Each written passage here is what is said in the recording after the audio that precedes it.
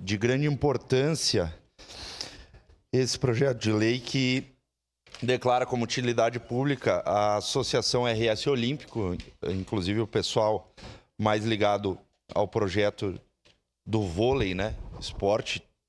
Inclusive, recebi 2 atletas que fazem um projeto muito bacana mesmo, que envolve todo o município, toda a região, até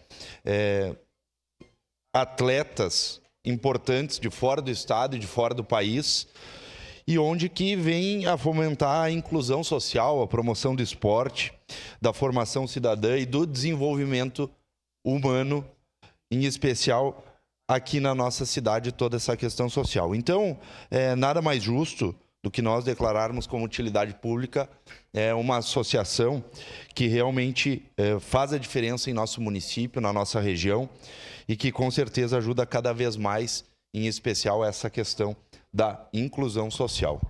Resumidamente seria isso, presidente, e peço a contribuição e voto favorável dos nobres pares. Obrigado, vereador. Com a palavra, vereador Capitão Ramon. Senhor presidente, nobres colegas aqui